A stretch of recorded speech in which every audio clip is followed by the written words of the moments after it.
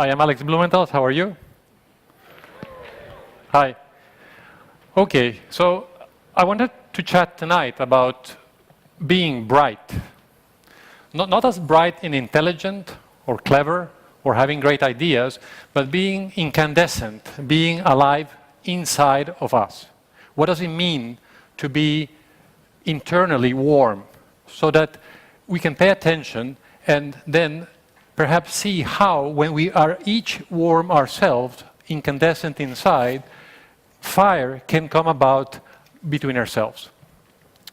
Now, I warn you that making fire is not a simple thing. So if we think about our ancestors, it took us about 1 million years before we could use fire.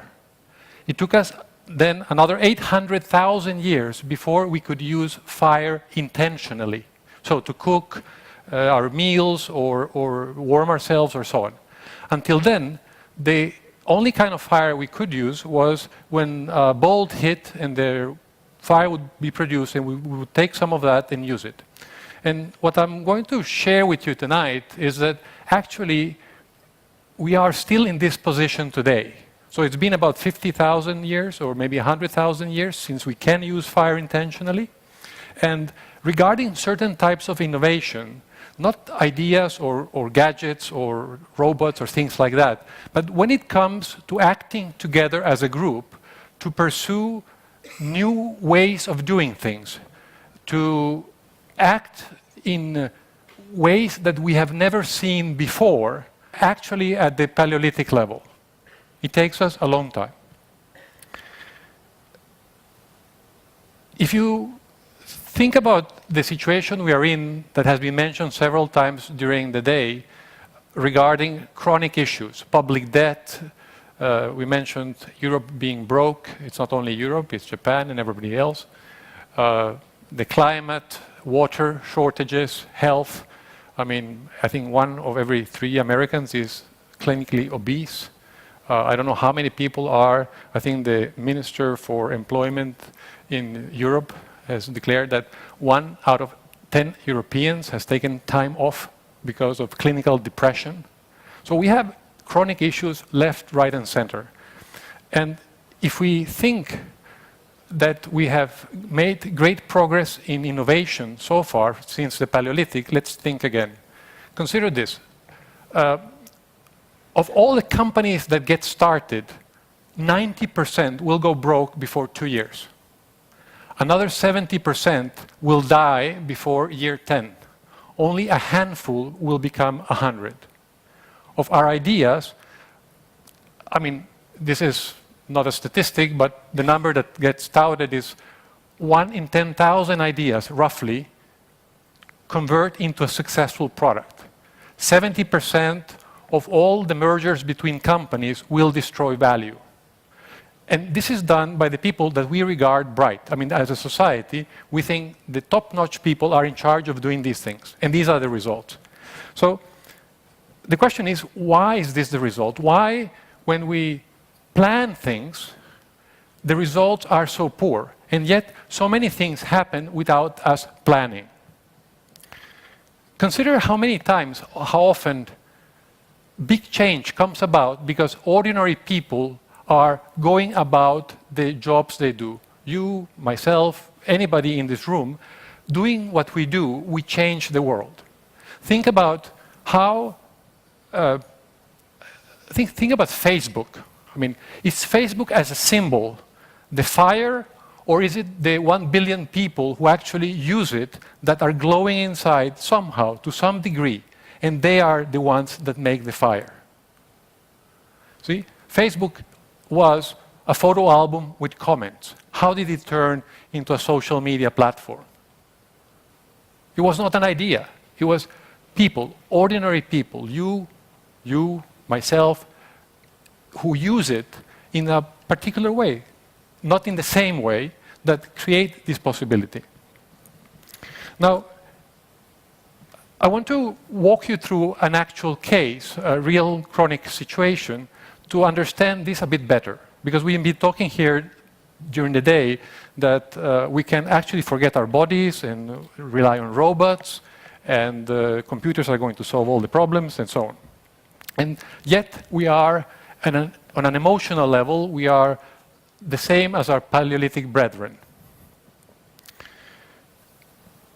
Imagine the situation where the person sitting next to you, to your right or to your left, has HIV. And you can be sure that 1 or 2 people around you have HIV.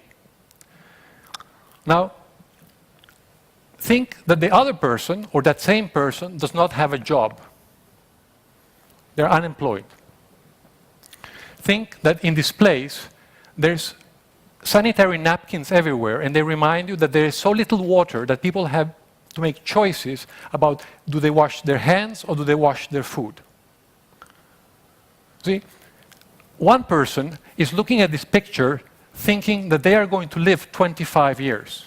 And another person next to them is looking at the same picture thinking they're going to live 80 years. This simple fact changes the meaning of absolutely every word we utter. Nothing means the same to those people. They come from a completely different experience.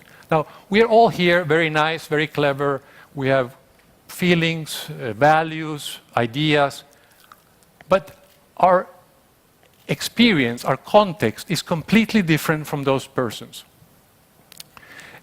That makes that reality completely, we cannot understand it. We can maybe explain it rationally, we can have an idea about it, but it is not in our bones.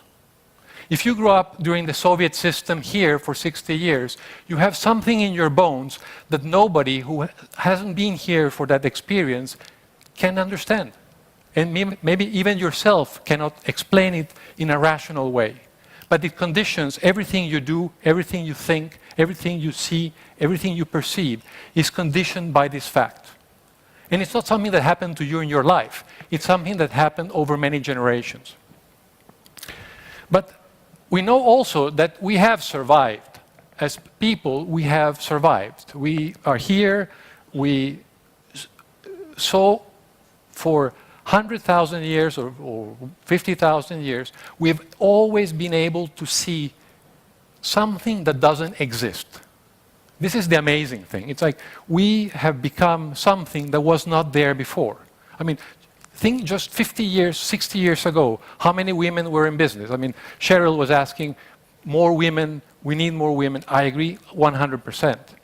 But if we think 60 years ago, before World War II, how many women were actually not housewives? Very few. So in our short period of history, we saw dramatic change. This is a leap, and probably we went to war because of that. And we may go to war again because of that. So this information about how to succeed, working together, doing new things, is actually encoded in us.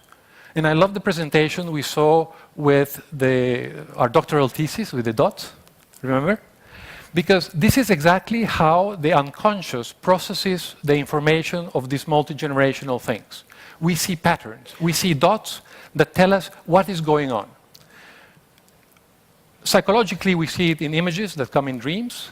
We see it in mythology, in the stories that people produce. I mean, these were not written by writers or authors. I mean, they came spontaneously through ages, from generation to generation.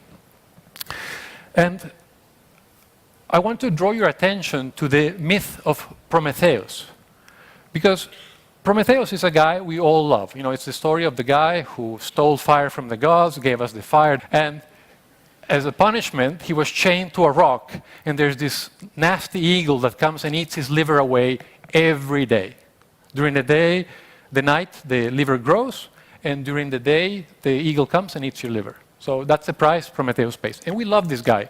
Why? Because he gives us what we want. He gives us the fire, he takes all the blame, he pays the penitence. He's like Jesus. You know, we take the fire, he takes the guilt. Great deal, you know. But is it really such a great deal?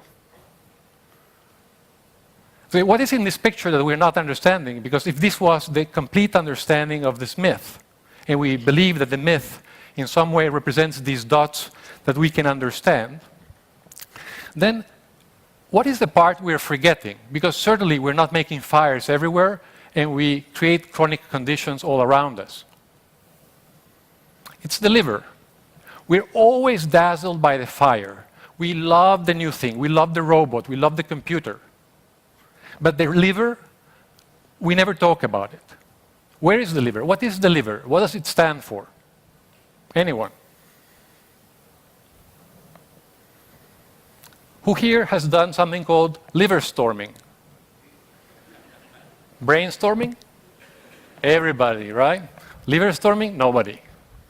See, our ancestors in the Greek times and even in medieval times understood the liver to be the seat of vitality. I mean, this was the symbol they had. I mean, they didn't know genetics, they didn't know anatomy as we know it, so they had a symbol for that, and it was the liver. Liver, and even the word, means life. And vitality, energy, your inner fire depends on your liver. And today, we know that the autonomous nervous system, so the parasympathetic and the sympathetic, so all the nerves along the spinal cord that control your glands and organs and so on, they are embodying all your instinctual responses. So that detection of dots is happening at that level. Whatever is happening here, you're reading the situation, even if you don't think about it, in a particular way. And that's all embedded in your autonomous nervous system. So if something happens to you and you have fear, so if a guy comes like in a military suit or in a particular pose and says in a way that reminds you of a bad-ass Russian or from the Soviet time, you will feel fear and you cannot help it. It's in your bones, you see? So no amount of words, I mean, our ideas are extremely shallow compared to that, you see? So the autonomous nervous system carries this information. Today, we know also, and the data is piling up by the minute, is that we are actually connected on a physiological level. It's nothing to do with metaphysics, it has nothing to do with magic, it is purely interaction between human beings.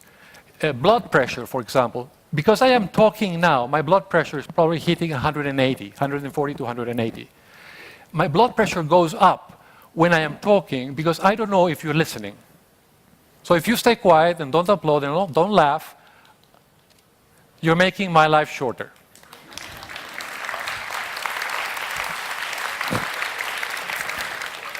Actually, we know, I mean, there's 30 years of data that show that your disease rate, any disease and any cause of death will be 2 to 10 times higher if you suffer from exclusion, isolation, if you are alone, basically. Your recovery rate after a cancer operation or heart surgery will be 50% or higher if you have a pet. I mean, forget about a wife, a pet. You know? So our heart, our blood vessel system, which we forever thought it was just a physical system where pressure is just a function of the pump, the heart, the elasticity of the ducts, and the amount of liquid in them, we actually have proven statistically that this is not true. That over a huge part of the blood pressure thing is dependent on dialogue, the quality of our dialogue. If I'm not listened to, and we see this in many populations that suffer continuously for repression, they have much higher blood circulation problems and they live on average 10 or more years less. So living in a condition of oppression is actually shortening your life. And we go around as if nothing, because we oppress our employees, we oppress our spouses, and we cause the same violence to somebody by ignoring them, by not talking to them, by not listening to them, as we cause by being violent physically. Actually, we also know that the brain scans show that the footprint of physical pain and psychological pain is exactly the same.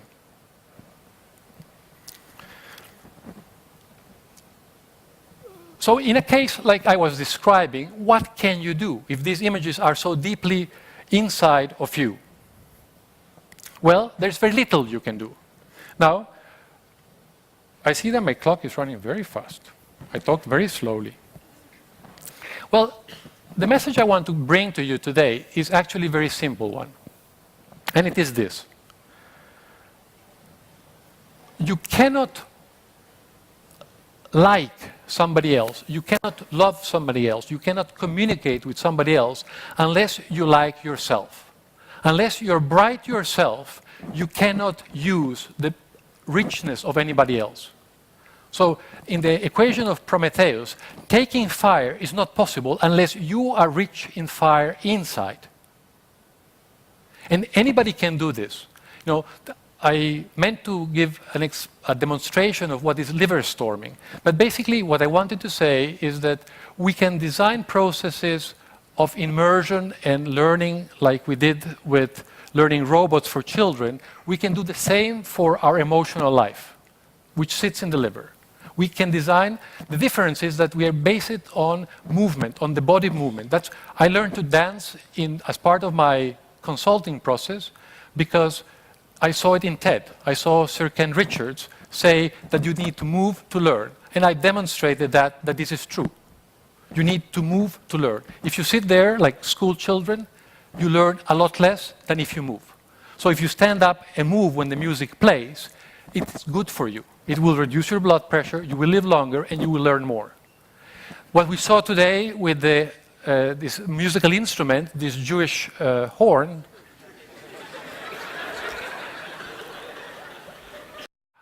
it's fascinating. It's the second thing, the most valuable thing I've learned in TED. And I'm going to use it every day from now on. Because it shows that the vibration goes through the body. You heard how it makes a noise, there's no music, and then after a while, the body produces music. An organization is exactly the same. If we make the employees glow, find their inner fire, if they become bright, then you start to hear music, and the work becomes incredibly easy. And you're helping Prometheus. And that's a part, as humans, we can do. We cannot invent things, but we can carry our pain, we can carry our emotions, we can learn about them. And this process is called liver storming. And another day, I will teach you how to do it.